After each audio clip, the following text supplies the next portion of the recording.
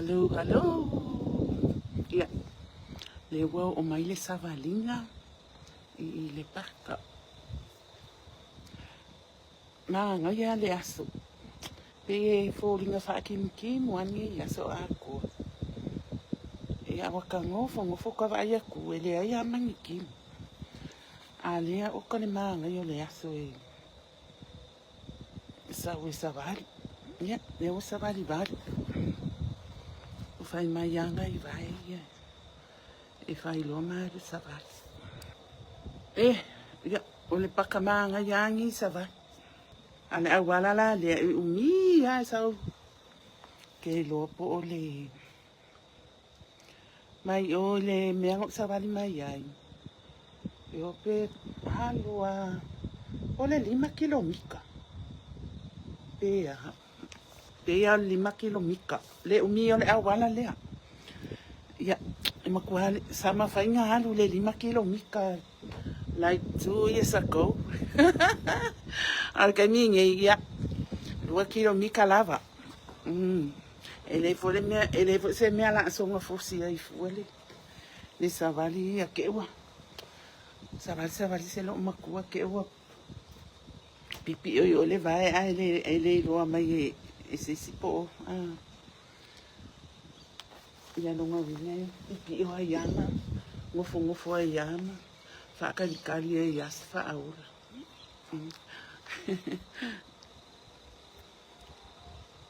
Ua leva nga kaunga whai le live sole. O whiwa kau komiki ke le fongu. O ingoni ngei mea le komiki. Ia vai a ulea. Ia o a lea. Ia ai loa mai. Ia se kalangoa mai. Ki kilo kua o I fom koe mou. Lange ia miu. Whakalo wha mai o le ki lo aku ngai ko ke sila mai. Ke whiua ko ke lalasi o le au ke lo aku ko. Ia. O kale manga yo savili. Ko ke lo le aso. O lo le aso ako pe ako ulungi ni ke ibunga. Pe ako ulu mangi uwanga. Ui ayo usau ngai whafo ke anima. Ni ai mangi mea whape ngā ko fōringa. E ko ulu mai. Ko ai lusi ako le aso ako so le sa wisawa. Ia whaatalo whaatu I matai tolu. E o whai ngō ko ia maka aiku. Wale ngā ki kilo mai ai le imas whakalo whau ke ilo ai po ai le. Ai popoko ese foi ko popoko ko ke la las. Ia. Fatalo fa mai.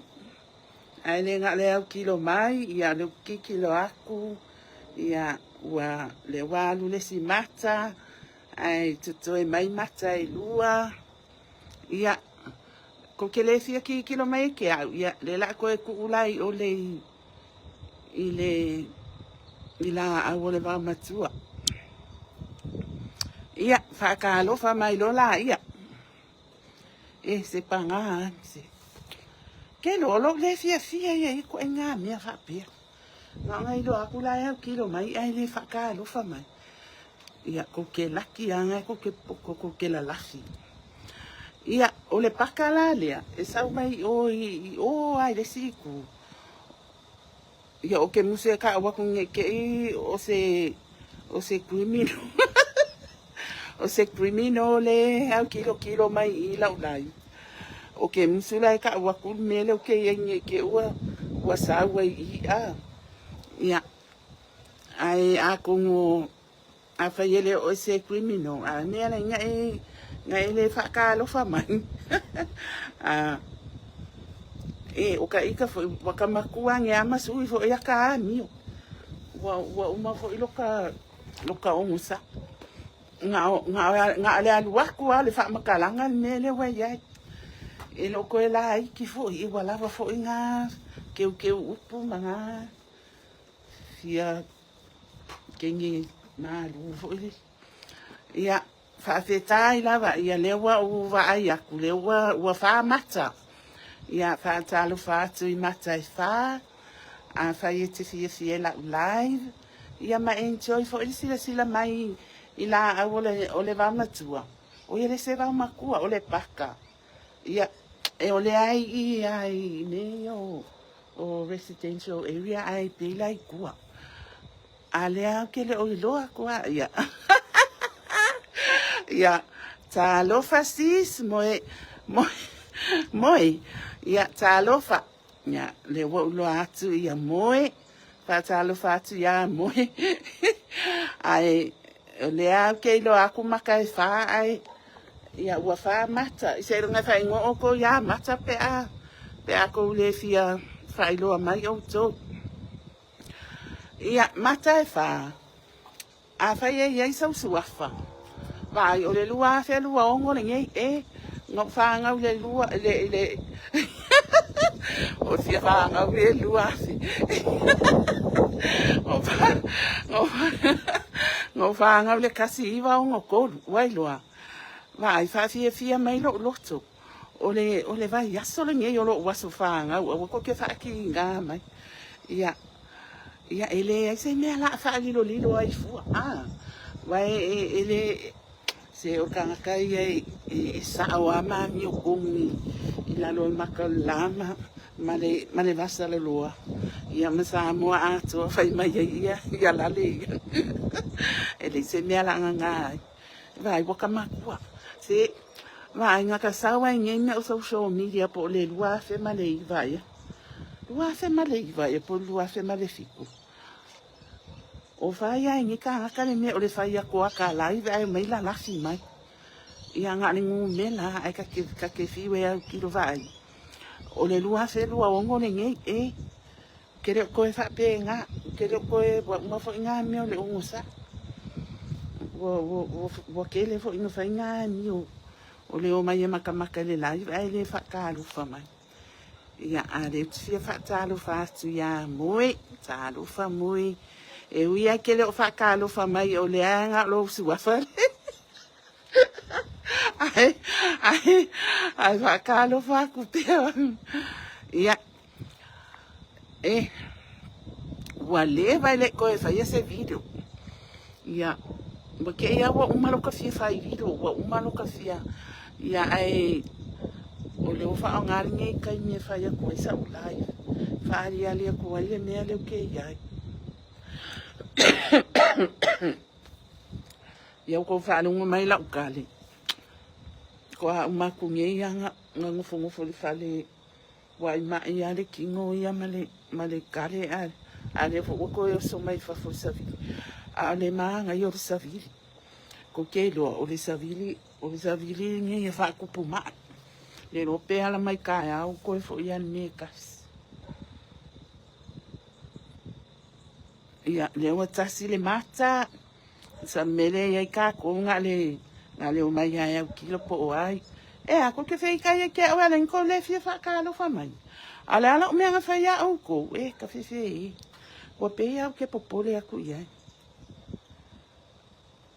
ele lo poke makua ia o ko uma nga ko ke o mai ko au kilo mai ko kala ki mai lo aku ko kala ki ko le fa ka lo fa mai ia va ia ona mo e mai ai le ona e pe ana tanga ia sai o ile taua le ia e ka mo e akulis vai ngale mai o le kunga le ia na wali ka mo e aya ia ui tai lava ia ia se umango la kulea e fola la wafu la mea lufa ia wa tawa au mai le tina ia po le kuini ia mui ia la usta ia fa fitai la mui ia make up for ia kuai se kai ka ko e tau ia le alofa ia fa fitai lava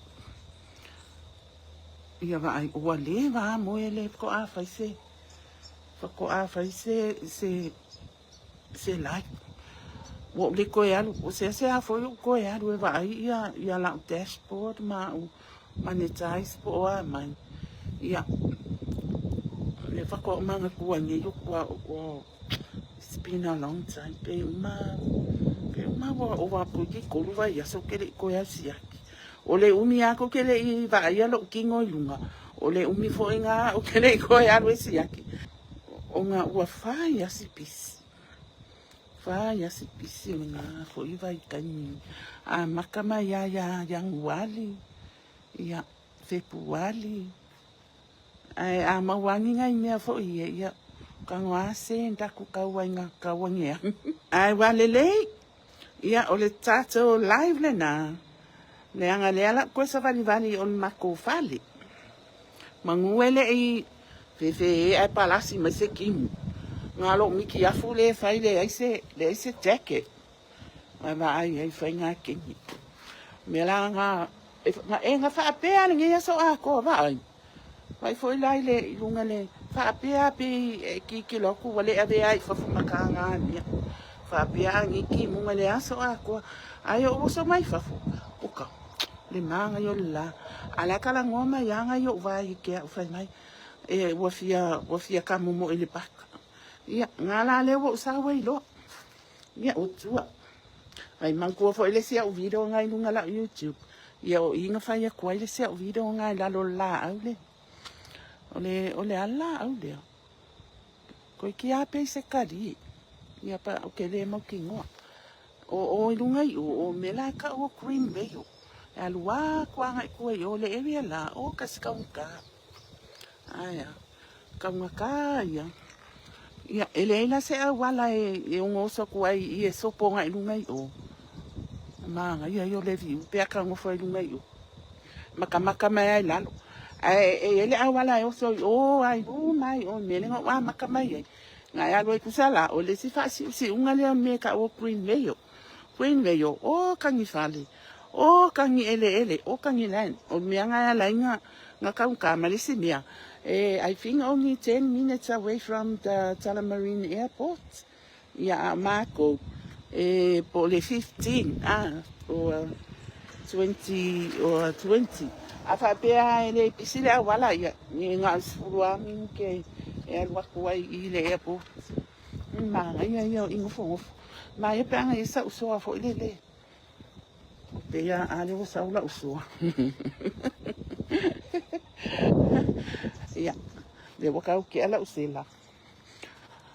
Pe mai si ka fai aku nga ia telefoni ia nga o ia umisko. Ai o ke musukala ngoi o langa le pe folinga mai la akimu. Ai ma ia lo sa vali loa ke alu le. Ke alu o lo ka vale lai pakai oa. Ia mafu. Ma fai ele o telefoni nge ke wo pongi ai. Ale mela fai aku ai. O ke le lopo le mea o nga o le aso. O I. Ke le o kai mea sawani mai. O ka le pisa o mangu. O ka le pisa o mangu. O mangu e leo I. O mangu e leo fo ia pei lai o loko. Ia ma mangu nga pei e malu fo inga le lako leo. O mangu nga ka o magpies. Ka manga.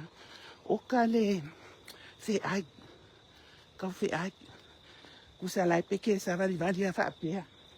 Ai ke ia le alamu mai o. Alamu mai o se mangunga ke leia. Pe wai wa ai fōlingo le pea.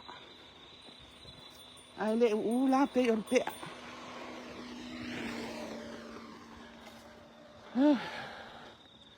Pe fōlingo le pea.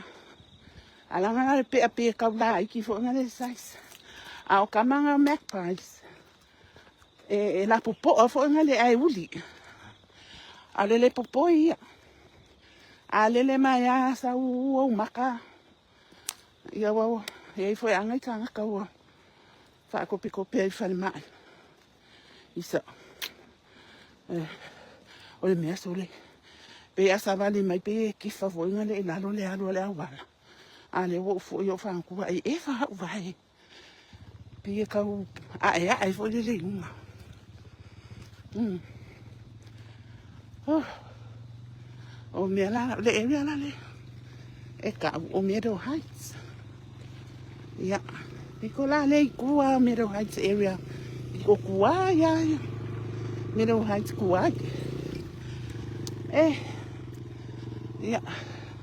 E vai ese el makango fio ni ya.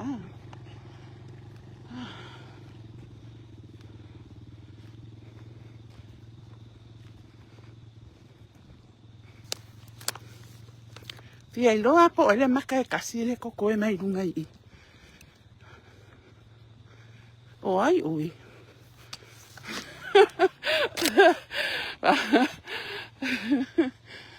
So I know. Speak up or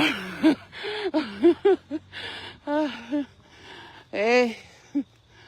Hey.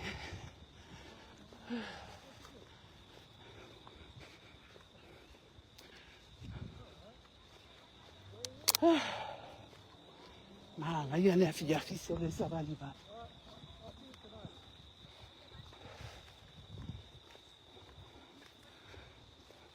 Nice to be here. Nice to see you here. Yeah. Whako whakuloa mo o tau uma.